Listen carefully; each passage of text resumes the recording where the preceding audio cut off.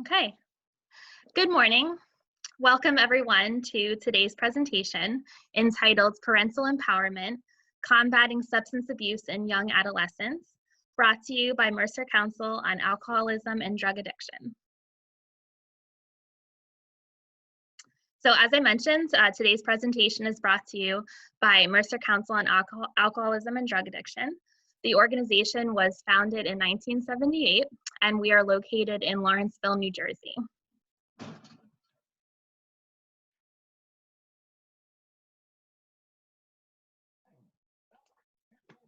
Okay, so my name is Vanessa DeRosa, and I facilitate the evidence-based alcohol prevention program called Protecting You, Protecting Me. And Protecting You, Protecting Me was developed by Mothers Against Drunk Driving.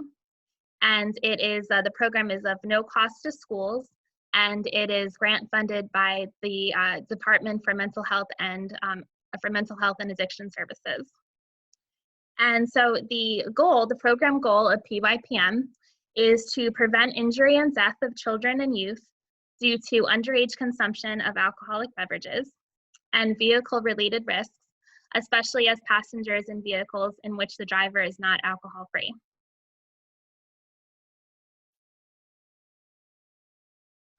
PYPM consists of 8 lessons on a wide variety of topics. The topics include, number 1, our brain. So children learn the role and importance of the brain, and children learn that their brains are different than grown-ups' brains, and children learn the dangers of alcohol exposure on the developing brain. Number 2, growth and development. So children, they learn that about brain development the first 20 years of life. And they also learn that at age 21, they're considered to be grown-ups. And then topic number 3, health and safety. So the children learn how important the brain is and ways to protect it, such as wearing seatbelts and sitting in the back seat, wearing a helmet, eating nutritious brain-healthy food, and airbag safety, medicine safety, and also about refraining from alcohol and other drugs. And topic number 4, rules and laws. So children learn the purpose and value of rules and laws. Topic number 5 that's discussed in Protecting You, Protecting Me is about friends. So children learn that friends can help each other stay safe, and children learn about how they can say no and still keep their friends when confronted with a peer pressure situation. And number 6, choices and decisions. So in the program of PYPM, children learn not to trust their lives to luck. Children learn to always stop and think it through when making a decision. And children learn the importance of asking questions as a way to protect themselves. And then also number 7, topic 7, media awareness. So media plays a major role in shaping children's attitudes and opinions towards youth alcohol use. So advertising messages to youth is clear that alcohol beverages is seen as being essential to social acceptance. Alcohol beverages is seen as being of minimal harm to health. And alcohol beverages is seen as being a reward at the end of the day, such as a sports victory or any other relaxing moment.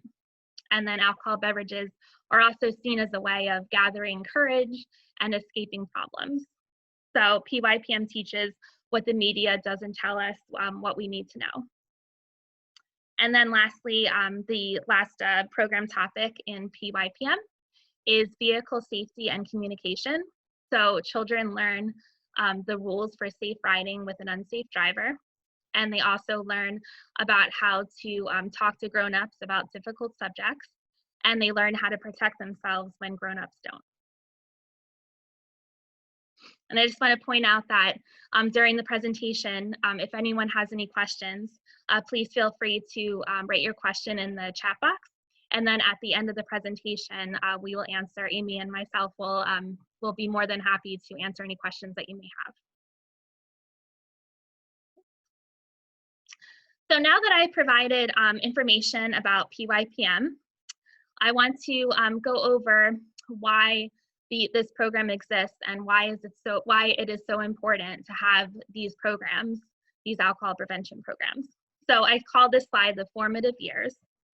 So PYPM was created in response to a need for materials to help reach children before they have fully shaped their attitudes and opinions about youth alcohol use. So if we look at children in grades 1, 2, and 3, most students believe that alcohol is harmful to children, that rules and laws are designed to protect us, and that there is value in using rules and laws. Then we see the progression to 4th grade. In 4th grade, some students begin to have doubts about the dangers of alcohol, and most have watched children, teens, and adults in the media and/or in real life break rules and laws without obvious consequences. And then moving into 5th grade, significant numbers of students begin to believe that just a little alcohol isn't going to hurt them. Again, they observe other people, such as older siblings or other young people in real life and/or in the media, consume alcoholic beverages without obvious consequences. As children get older, it becomes more difficult for them to believe that alcohol is all that bad. So because of this, we have to help children sustain the belief that they have in childhood and that somehow gets discarded in adolescence, that alcohol, tobacco, and other drugs is harmful, and that rules and laws are in place to protect us.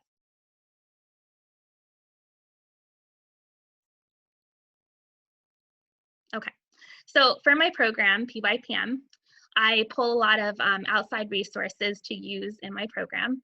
And one of the outside resources that I use is Ask, Listen, Learn.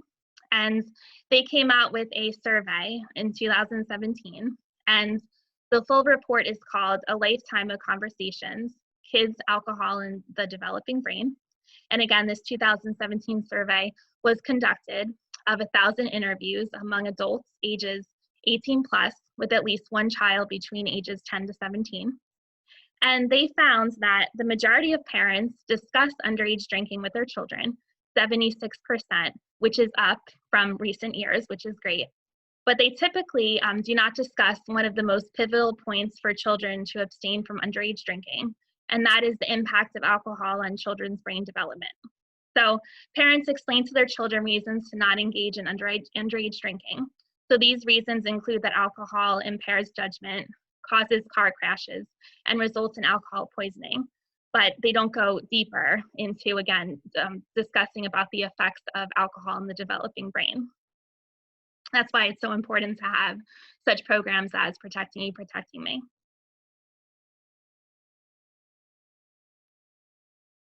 Okay, so the full report, again, A Lifetime of Conversations, Kids, Alcohol, and the Developing Brain, is available on the Ask, Listen, Learn website, and that link to the website will be provided in the resource section at the end of the presentation. I just wanted to go over, just for the sake of time, I just have these bullet points of some other, key points that were discussed in the report.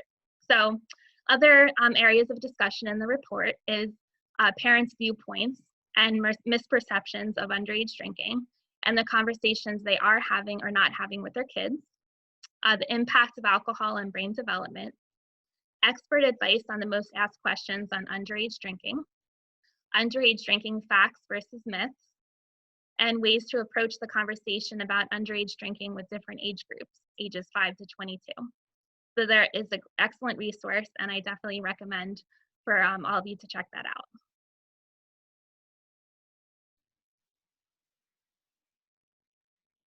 Okay, so the report also has tips to help kids say yes to a healthy lifestyle and no to underage drinking. So some of the tips are included here. Talking to your kids and start early, telling them about the negative effects of underage drinking on the developing brain. Model responsible drinking behavior. Talk to your kids about how you drink responsibly, whether that's organizing a designated driver when you're going to a party or saying no to another drink at dinner. Be sure that your kids understand drinking as an adult is a choice that comes with responsibilities, just like driving a car or living alone. And I see some individuals are joining us. Welcome, everyone. And I'm going through my slides here talking about Protecting You, Protecting Me. And we are recording this presentation. So if you could just have your mics muted. And as I mentioned before, Any questions, please feel free to write them in the chat box. And then at the end of the presentation, my colleague Amy and I will be more than happy to answer any questions that you have.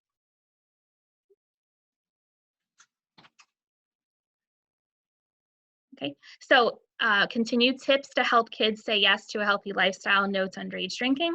So some more tips, helping children understand the importance of keeping their brain in shape for the future. A great way to talk to youth about the reasons they should avoid underage drinking is by relating to their future goals and talking about how they need to keep their brains and bodies healthy and make good decisions in order to do well in school, sports, and beyond. And then conversations regarding alcohol should evolve as a child develops, starting out with short and simple answers to their questions and growing into more in-depth discussions. And again, all this is contained in that report found on Ask, Listen, Learn. Okay, so I mentioned one of the tips in helping kids say yes to a healthy lifestyle and no to underage drinking is modeling responsible drinking behavior. So I'm about to show you a video, and it's part of a campaign. The campaign is called You Haven't Been Drinking Alone, and it was developed by Icon Agency and Alcohol and Drug Foundation in Australia, and it was developed during the COVID-19 lockdown. So the campaign was designed to highlight to parents that children watch and soak in their behavior. It encourages parents to think about how their drinking may have changed during lockdown, how it may be impacting their health, and also how it may be inadvertently influencing their children's behaviors and attitudes toward alcohol. So I'll play that now for all of you. Okay, here's the one. You're here. Hello. Hi guys. Hi. Hello. What are you all doing? I'm so over lockdown. People wonder why I drink. Really? I'd like to be a glass half full sort of girl. I'm into that. Ooh. Hey Matt, what have you been up to? Just sucking the guts out of a few cold ones. Hair off the dog. Hi guys, I miss you. I me too. What's up? Oh yeah, that was off a slab. I have to watch that. It's gonna be 12 o'clock somewhere, am I right? Time for a celebration then. We got this. Cheers! Cheers!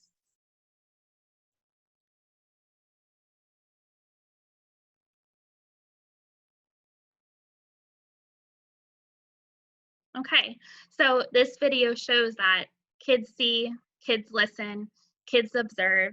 So this video and this campaign is all about encouraging and empowering parents to show their kids that they don't need alcohol in order to relax, to have fun, as a reward or any other situation.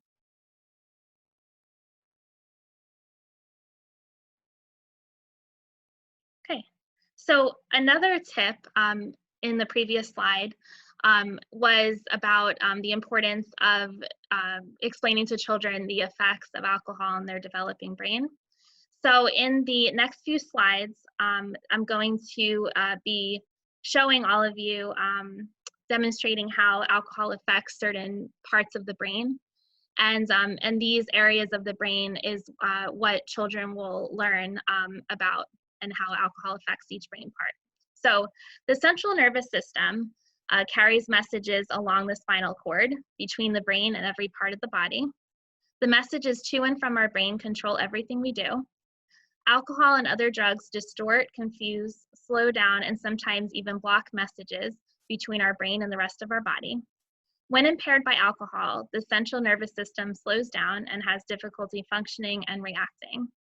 So this is one of the main messages that I explain to the children in Protecting You, Protecting Me, how communication happens between their brain and their body, and then from their body back up to their brain, and how alcohol can interfere, distort, confuse, slow down those messages, and in turn affect everything that we're able to do as human beings. Okay, not sure why that line was drawn on bottom, I apologize. But like right here, I'm not sure how that came to be. But anyway, we're gonna keep going.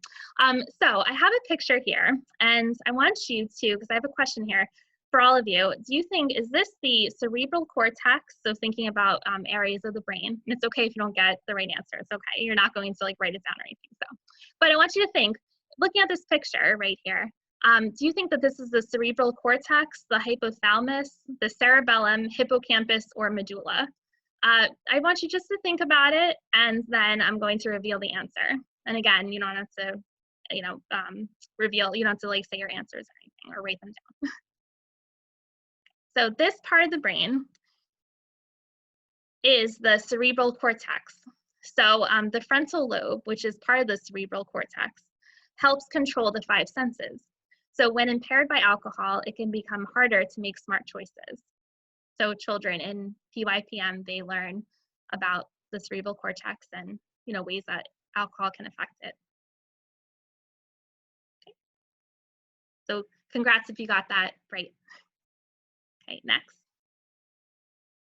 Okay, so is this the hypothalamus, cerebellum, hippocampus, or medulla? These fancy scientific words, right? So again, you can think about it and then I'll reveal the answer. It's a little science lesson.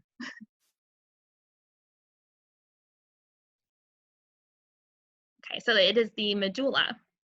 So the medulla is the most important part of the developing brain. It is in charge of our cardiac and respiratory functions. When impaired by alcohol, it can slow down or stop working, causing you to stop eating, breathing, or pumping blood to the body.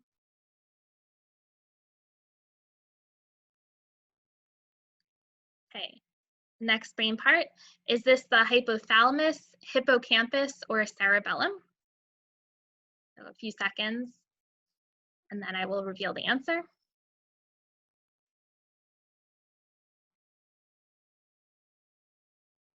Okay, so this is the cerebellum. So the cerebellum controls physical and verbal coordination. When the developing brain is impaired by alcohol, the cerebellum slows down, impairing all voluntary and learned motor controls such as walking and talking. Okay, next. Okay, this looks like a little seahorse guy. Is this the hypothalamus or hippocampus? So again, I'll give you a few seconds to think of the answer and then I'll reveal it.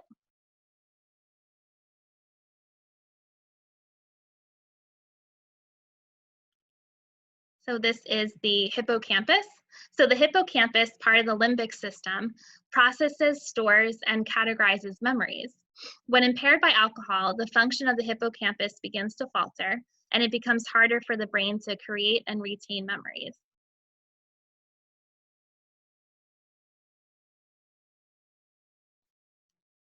Okay, and lastly, this is an image of the hypothalamus. And the hypothalamus controls body temperature, thirst, hunger, and other bodily functions. It works with the pituitary glands to balance hormones. When impaired by alcohol, it can cause an imbalance, leading to decreased body temperature and a slowed heart rate.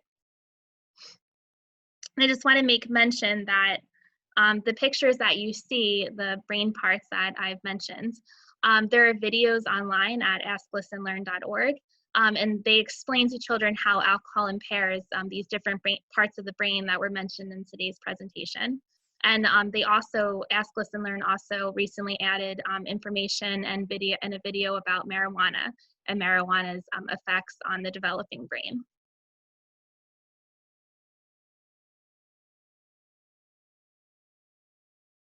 Okay, so this concludes my portion of the presentation.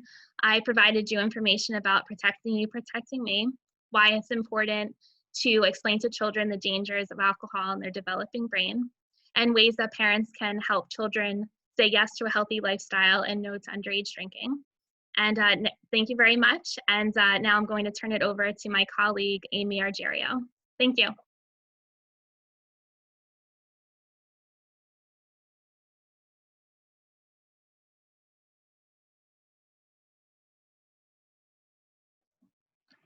Amy, you're muted. Sorry about that. Hi, I'm Amy Argerio. I also work at the Mercer Council, and I have been with the council for about 4 years now, and I am the Bopkins Life Skills Training Facilitator. and I bring this program to middle school kids throughout Mercer County. The goals of the Boffins Life Skills Training, or other words known as LST. This is a comprehensive, developmentally appropriate curriculum that addresses the underlying causes of substance abuse and provides students with skills needed to make healthy decisions. Next slide.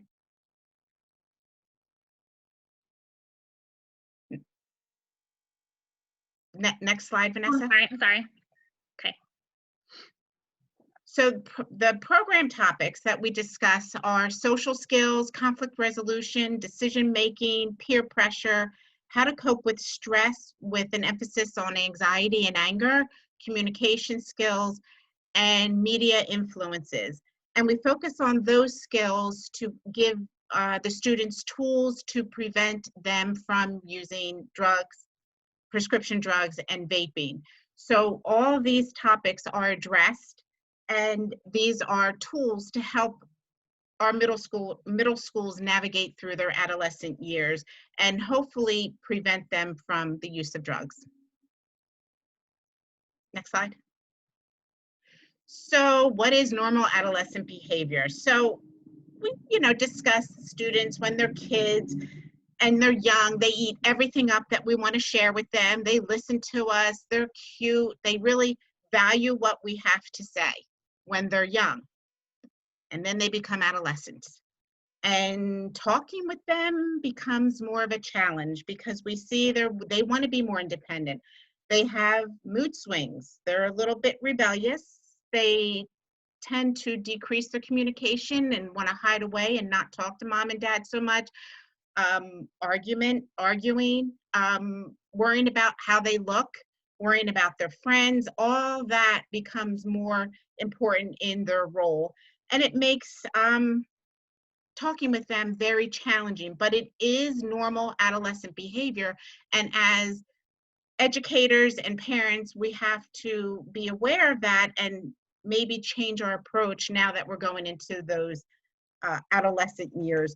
Also, social media can be our worst nightmare for many parents. And adolescents claim at this age that they just know more, and they're very much influenced by what they see on TikTok and Snapchat and all the other social media features. Next slide.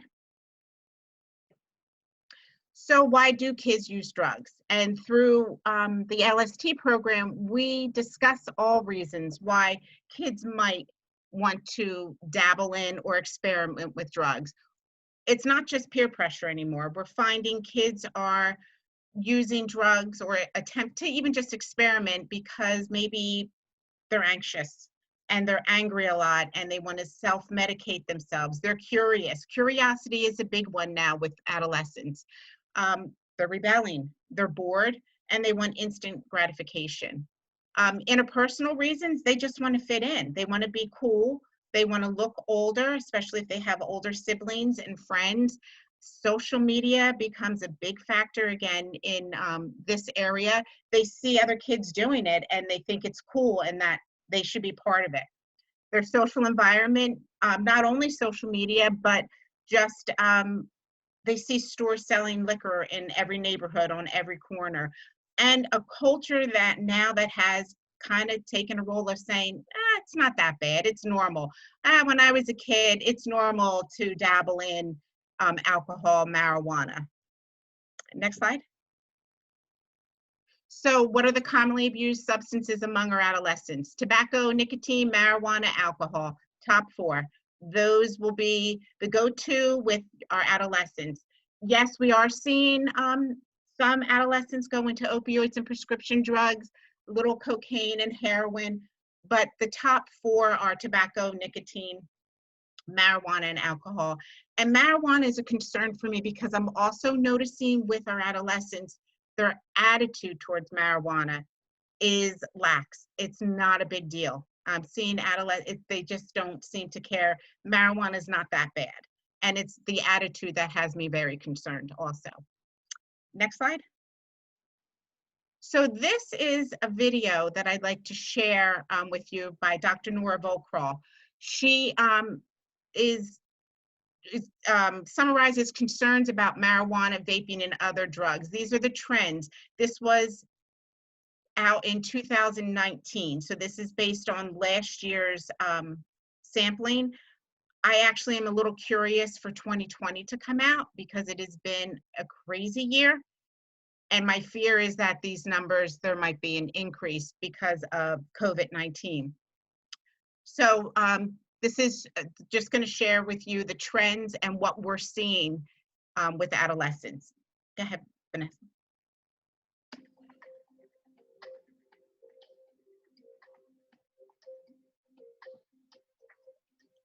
Marijuana use in the United States among teenagers is the most frequently illicit substance of use. And if you look at the numbers, for example, of the past year of marijuana use, close to 36% of 12th graders have report having used it in the past year. There are some very worrisome trends where we have seen significant increases in daily use of marijuana, both among 8th and 10th graders from last year to this year. And this is very worrisome because we know that the younger you initiate the use of a substance, including marijuana, the greater the risk that you will become addicted to it.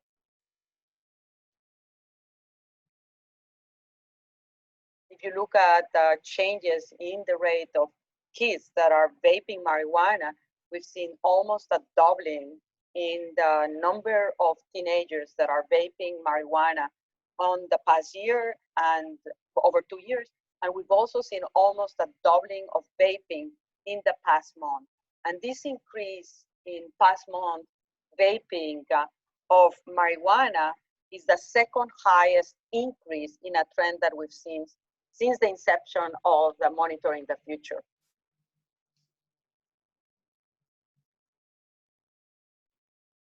The trends on increases on vaping of nicotine continue, and they are very, very significant.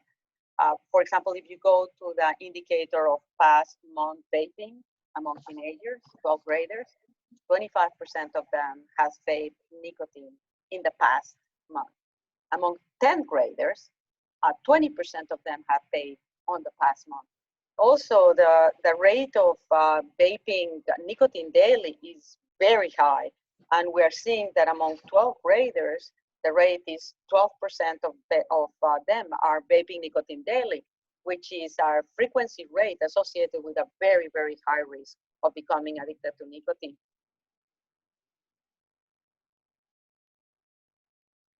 The very high rate of vaping of nicotine that we're observing among high school students is very worrisome because we have done extraordinary progress as it relates to decreasing consumption of tobacco among 12th graders, 8th graders, 10th graders. We are at the lowest rates that we've ever had since the inception of the Monitoring the Future. So we have 2.4% of 12th graders, for example, reporting that they are using tobacco products daily, cigarettes in particular, whereas we're seeing 12% of them vaping nicotine on a daily basis. This is of great concern.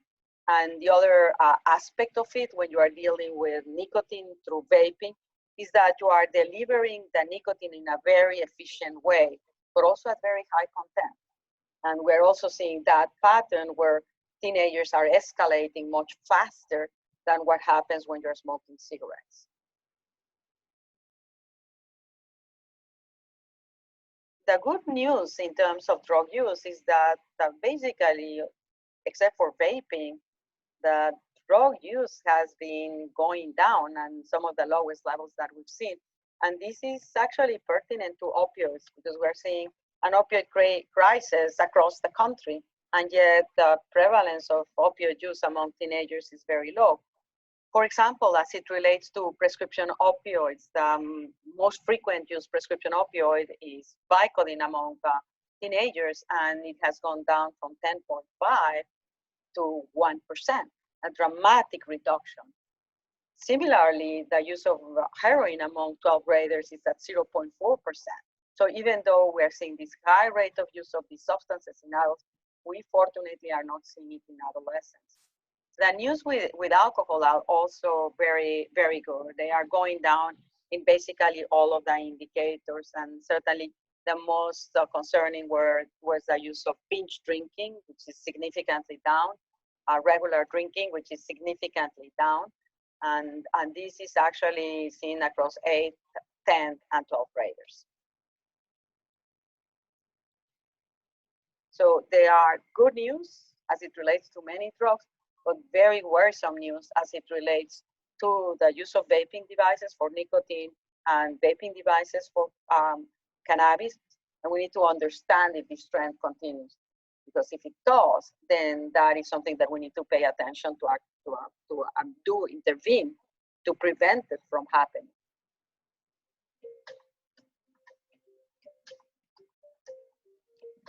Okay, next slide, Vanessa. So I saw in the chat there was a question regarding when the next Monitoring the Future survey will come out for this year, and I'm not privileged to that information. I'm not sure when it will come out. I was actually wondering that myself and thinking maybe around December if it follows last year's, but with COVID and the lockdown, everything might be thrown in disarray. But I can look for that information, and when I find it, Heidi, I can send you an email if I find out when it comes out, because I'm very anxious to see the survey for 2020, because so many things, it has just been such a topsy-turvy year, and we hear so many different things on the news that there might be an increase among adolescents who have taken a little extra time to self-medicate through their stresses and dabble in some experimental, maybe out of boredom and just being locked in their homes and not being able to do. So just to recap, here's a graph that shows where we really need to focus our attentions on. The orange or the red shows a significant increase in these areas. Vaping, nicotine, and marijuana are increasing. And the flavoring is a significant decrease, which is great. You could see cigarettes is a huge decrease, significant decrease in the cigarette smoking, which again, that's great. Our prevention is working, and it's taken a long time to show the kids the dangers of cigarettes, but now we have a new monster, and that's vaping, and we need to attend to the vaping, marijuana, and nicotine. I'm concerned about the marijuana because of the attitude I see with adolescents that I teach, that I'm in the middle schools with. I see it with my own children, although they're much, older, coming out of the adolescent age, but even in the past, I saw with their friends, they're horrified at anybody who smokes a cigarette. But if you smoke marijuana, it's just not that big of a deal. Like, they don't see the dangers in it. It doesn't bother them so much, but they are disgusted if any of their friends were to smoke a cigarette. And that just is alarming to me. So I think we have a lot of work to do in prevention with vaping, with marijuana. The good news is overall, you can see where we've had where things are steady. With alcohol, just the concerned 12th graders, daily use is a little up, but overall things have been steady. So we are making progress, but we have a lot more to do. Next slide. So I like to talk with my students about the brain development, as Vanessa shared the importance of brain development and how alcohol and marijuana affect our brain. I like to show the adolescents concrete evidence. And I share this slide when I'm teaching the 5-year-old brain up to the 20-year-old brain and the succession of it. And it shows the maturity of it. The darker the blue, more fully matured. The blue purple areas are more fully matured. I point out the little square from the 5-year-old brain up to the 20-year-old brain. That is the prefrontal cortex. That's where we make our decisions. That's where we have impulse controls. We think about long-term consequences. And if you notice, that's the last part of the brain to be fully matured. And when I look at that, I often think of my son. He's now 21, but when he was 19, I thought, yeah, that makes a lot of sense with some of the decisions that he is making and impulse controls. So I like to show the kids that the brain really is not fully matured until well into your 20s. Next slide. And I love showing scans. And again, concrete evidence with adolescents. They hear you, but unless they see it, they don't believe it. So I will show a brain scan of the healthy brain. And then the one next to it is a 28-year-old weekend marijuana user. And it shows casual marijuana use linked to change in volume, shape, density of gray matter in the brain, which affects decision making. And just a 28, that's the difference of a healthy brain and a 28-year-old marijuana user. And usually when the kids see this, you get the gasps, like they really don't believe it until they see it. Next slide. And again, another slide. I show them with different substance uses, brain changes caused by chemicals, alcohol, other drugs. The normal brain is in the middle, the top scan, and then the bottom scan. So those are your normal, healthy brains. And then we go through the scans. Alcohol. I like to throw in math too. I have them do some subtraction so they understand at what age they actually started drinking or using substances. So alcohol, 38-year-old, 17 years use of heavy weekend use. And the kids, do the math and like, oh, at 21, that's when they started. I go down to the cocaine and the meth. What I really like to focus on is I bring it down to the marijuana, this 16-year-old brain. And I discuss how many years, 2 years, they do the math. And usually this is in my 8th graders, 14. They were 14 years old when they started, and that's what their brain looked like with the change in the density and the holes in the brain. And that's when they get an eye moment, like, wow, that's my age. And this is a 16-year-old who started when they were 14. Again, they need to see it. They believe it when they see it, not just when they hear it. So these scans are very effective when I'm dealing with my middle schoolers and with my own children when they were younger. Okay, next slide. So what is really important is talking to our kids and about drugs and alcohol, and not waiting until they're adolescents, but we need to start talking when they start preschool. And it needs to be a conversation that doesn't end. So this is just a quick little video about talking to kids about drugs and alcohol.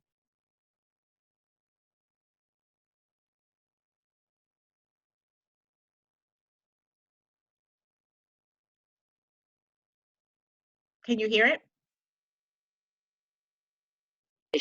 Starting in preschool. Now, I know that sounds young, but it's important. When you give your toddler medication, talk about what medicine does and how we know whether or not we should take it. As your child grows, expand the conversation. When someone on TV smokes or drinks, ask your kids why they think the character's doing this, why they think it's good or bad, and what they would do differently. Listen first, and then provide factual information, help them explore what they think, and practice how they can respond when they're offered drugs or alcohol. Making conversations about drugs and alcohol a normal part of family life is one practical and effective step you can take to protect your children.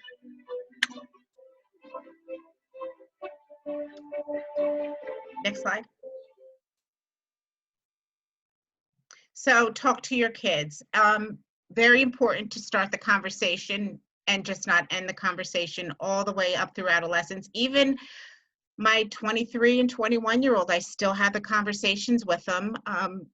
We might have gone, now that they're legal, both of them, I take the turn in a different direction with how much they drink and getting behind the wheel of a car. The conversation doesn't end.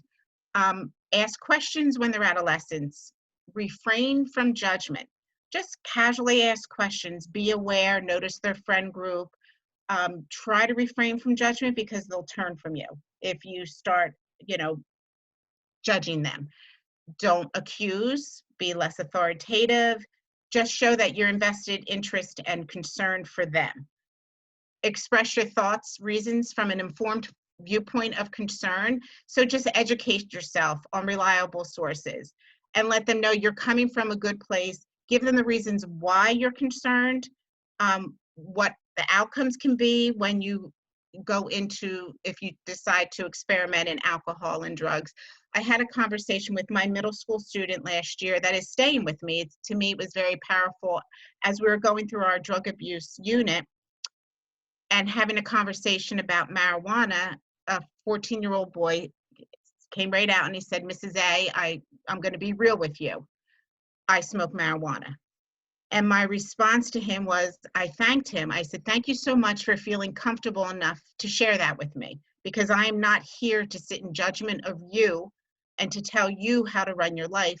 I'm here just to inform you and give you information to help you make better decisions for your life. I can't judge you. You're not my child, but these are the reasons, these are the facts. And he came back and said, I was not aware of some of the facts that you shared with me. He had questions on some, and he wasn't argumentative, but he questioned it. And being able to go back and forth in a non-judgmental, not authoritative way promoted an incredible conversation for the whole class and ended up being a very positive. Whether he took the advice, I don't know, but he did leave with more information about the dangers of marijuana. So just educating yourself and being prepared to have the conversations, and don't end the conversations. They need to start when they're young and go all the way through.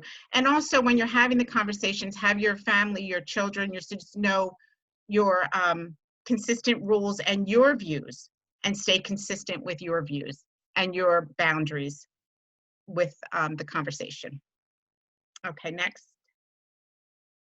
So basically, to sum everything up, adolescents may use drugs for many different reasons, but they're often related to each other.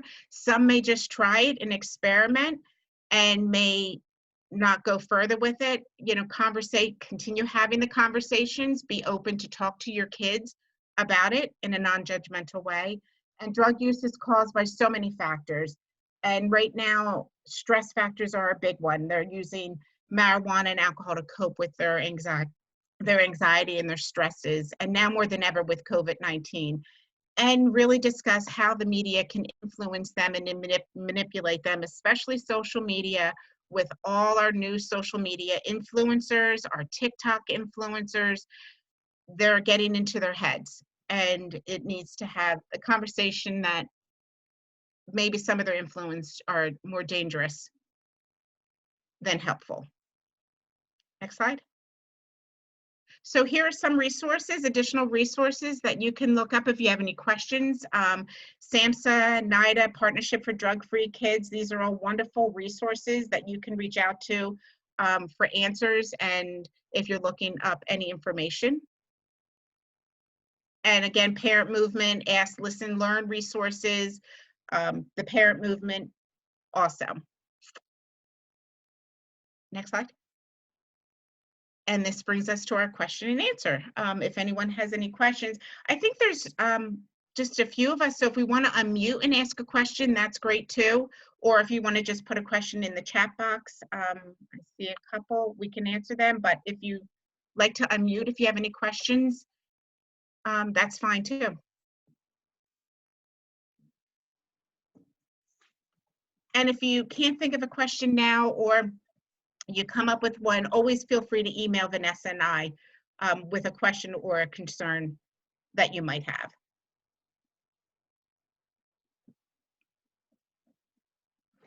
No questions?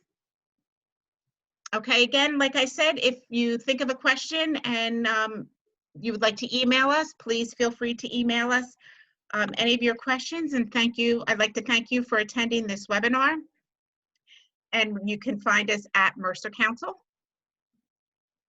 and enjoy the rest of your day.